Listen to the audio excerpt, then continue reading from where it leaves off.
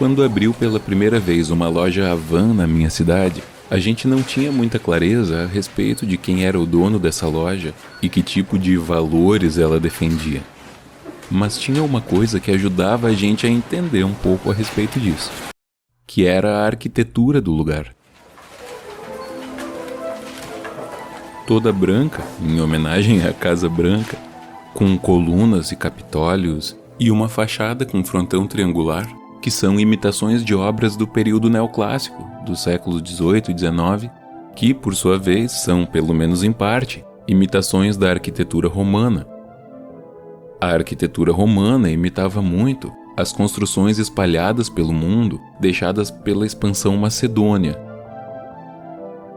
que, por sua vez, imitava a arquitetura grega ou do resto da Grécia, como você preferir. Nesse jogo de fazer uma cópia de uma cópia de uma cópia de uma cópia, as coisas vão se transformando. A cada vez que algo se copia, a cada iteração, os valores vão se transformando. Então, se a arquitetura da Havan era a ponta mais nova de uma linha que ia até a Grécia Antiga, não seria nenhuma grande surpresa se os valores representados por essa instituição fossem completamente diferentes dos valores representados pelos gregos antigos. Mas o que mais chamava a atenção na arquitetura da Havan não eram as colunas, as fachadas, os capitólios, e nem mesmo a cor branca, o que historicamente inclusive é um erro, porque as obras gregas elas eram coloridas, elas ficaram brancas com o passar do tempo por conta da erosão. Mas enfim, o que mais chamava a atenção era a estátua que tinha na frente da Havan. A grande maioria dos meus amigos e colegas ridicularizava, fazia graça dessa estátua, basicamente com 2 argumentos.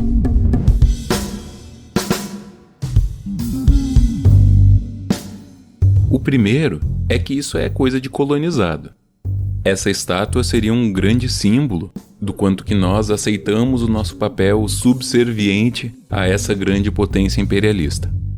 Se por um lado isso é sem dúvida verdade, por outro lado, essa não é uma exclusividade da estátua da Havan. Basta a gente pensar em quantas lojas, quantos estabelecimentos, empresas e produtos usam nomes e termos em inglês que seriam totalmente desnecessários. Poderiam muito bem ser palavras em português. Mas um nome em inglês é bom para o branding da sua marca. Além disso, se inglês é uma língua imperialista, o português é uma língua da onde? Como é que o português chegou no Brasil mesmo?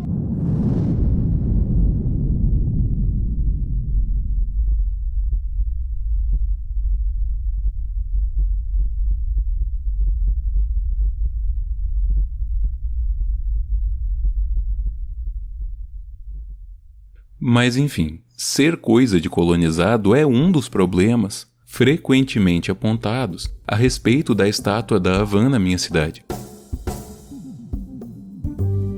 O segundo problema frequentemente apontado é que a estátua tem perninhas curtas e braços gigantescos, então ela meio que parece um gorila. A respeito disso, eu não tenho muito argumento. Então a Havan vem de uma ideia norte-americana, mas é muito difícil você encontrar na Havan muitos produtos de fato feitos, produzidos nos Estados Unidos. A fachada pode ser toda americana, mas em sua maioria, os produtos que você compra em uma Havan são asiáticos. Então você vai em um lugar criado em Santa Catarina, com uma fachada americana, para vender produtos da China e de Taiwan. Bom, quando você vai comprar um produto, a pessoa que está no caixa pergunta se você vai pagar com cartão ou com dinheiro.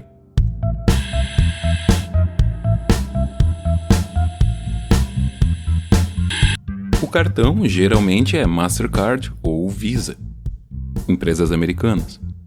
E o dinheiro geralmente é real, brasileiro. Esse papel, que por si só é uma coisa mais ou menos inútil, tem valor de troca, ou seja, a utilidade dele é ser trocada por outras coisas ou serviços que, por sua vez, essas sim têm utilidade. Em um lado dessas cédulas você tem um bicho, que infelizmente não é o vira-lata caramelo. Mas do outro lado dessa cédula você tem uma pessoa. Quer dizer, não é bem uma pessoa, é uma personagem. Essa mesma personagem tem várias versões diferentes, várias encarnações diferentes, que essencialmente são a mesma. Essa personagem que está na cédula do seu dinheiro surge como uma deusa.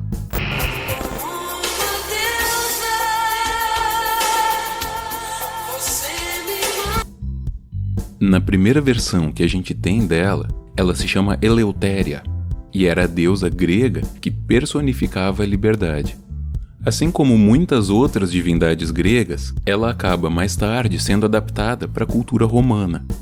Na Roma Antiga, ela era a deusa Libertas, claro, deusa da liberdade, e que passou a ser muito cultuada durante as guerras púnicas, que os romanos lutaram basicamente para aumentar o seu imperialismo sobre outros lugares.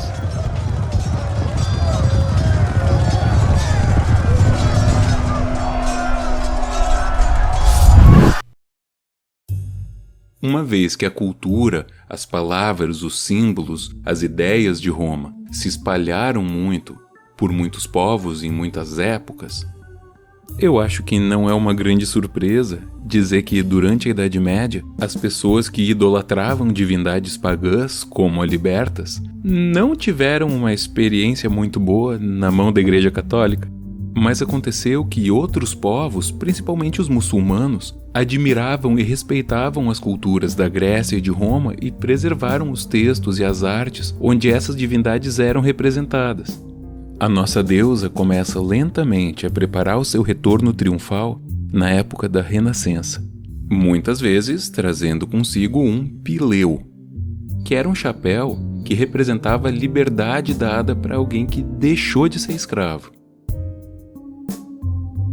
Aqui, no continente americano, quando todos os lugares eram colonizados por alguma potência europeia, ou pelo menos quase todos, essa divindade começa a aparecer como um símbolo da libertação dos colonizadores. Nesse caso, a liberdade se torna um sinônimo de independência, sobretudo nos Estados Unidos, onde seu nome aos poucos começa a se consolidar como Colômbia. Mas ela é uma deusa, ela pode estar em mais de um lugar ao mesmo tempo. Ela estava nos Estados Unidos, mas também estava na Europa, sobretudo na França. Nessa época, aconteceu por lá um quebra-quebra chamado Revolução Francesa.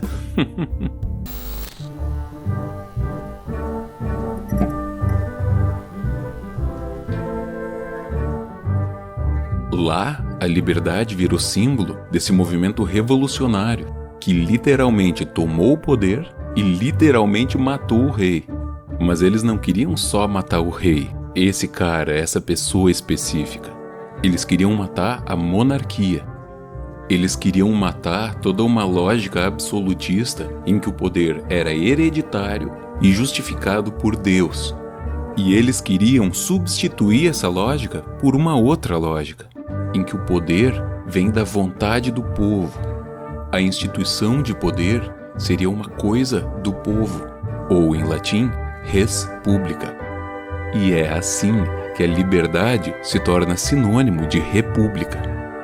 E, bom, os franceses não são um povo assim muito conhecido por ser um povo tranquilo e pacífico, então, quando a França volta a se tornar monárquica e o negócio dá errado, os franceses vão fazer outra revolução.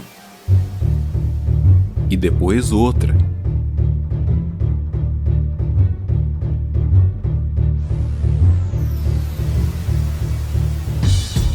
A liberdade era representada por essa mulher chamada Marianne, e ela geralmente usava esse chapéu chamado barrete frígio. Esse chapéu também era uma adaptação romana de uma coisa grega, que por sua vez foi adaptada para a França e para outros lugares também. O chapéu vermelho, bonnet rouge, era um símbolo dos populares, era um símbolo da revolta contra os poderosos. E isso vai desembocar na Comuna de Paris. E a liberdade, então, nesse contexto, é um símbolo comunista. Mais ou menos nessa mesma época, um pouco depois da Comuna de Paris, os franceses, que não são só sangue no olho, resolvem dar um grande presente para os Estados Unidos. Uma estátua gigante da Marianne. Um presente para a nação que se livrou dos seus colonizadores com a ajuda dos franceses. Mas não foi só na América do Norte que a Marianne e o barrete frígio viraram símbolos populares. Em vários lugares da América Latina, inclusive em Santa Catarina, a Marianne e o barrete frígio começam a aparecer como símbolo da luta por independência, inspirados na França e nos Estados Unidos. Aliás, a gente era tão inspirado nos Estados Unidos que o nosso nome durante muito tempo foi Estados Unidos do Brasil, e a gente chegou a ter essa bandeira aqui. A bandeira, é claro, foi embora, mas a Marianne ficou. Aqui ela passou a ser chamada de Efígie da República, e sabe onde é que ela está hoje?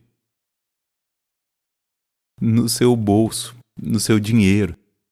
A não ser que você seja professor ou alguma coisa assim e não tenha dinheiro no bolso.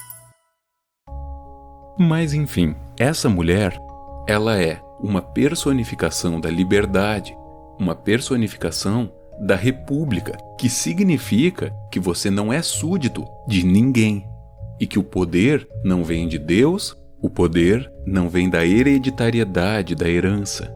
O poder vem da vontade do povo. Essa mulher é a estátua da liberdade. Essa mulher é a Marianne, guiando o povo para a luta não só no sentido simbólico, no sentido literal, no sentido de pegar as armas e dizer: isso tudo é nosso e nós somos todos iguais, e quem é poderoso e oprime a gente vai derrubar, se necessário, através da violência. Você goste disso ou não, você concorde com isso ou não, não importa. Esse é o significado histórico da Marianne. Essa mulher que está no seu dinheiro, essa mulher que está erguendo uma tocha gloriosa na frente da Havan, embora aqui na minha cidade ela seja um misto de Marianne com gorila, ela diz: isso tudo é nosso.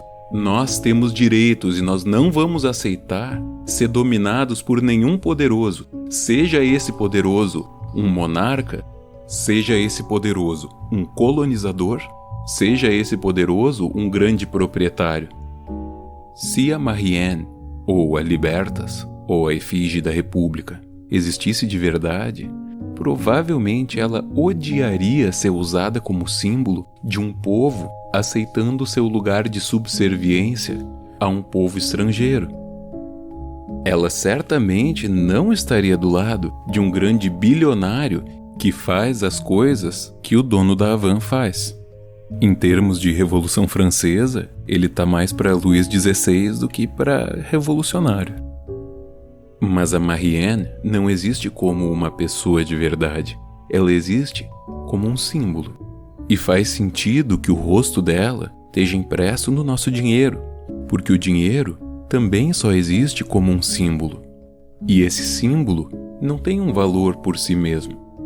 Ele só é útil se você fizer coisas com ele. E ele é tão útil quanto a quantidade de coisas que você pode fazer com ele. E você pode usá-lo para comprar produtos chineses numa loja catarinense fazendo cosplay de Estados Unidos. E há quem chame isso de liberdade.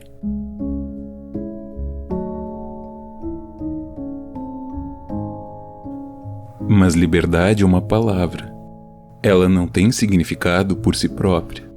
O significado de uma palavra é estabelecido pelas pessoas que usam essa palavra. E eu acho que liberdade pode significar muito mais.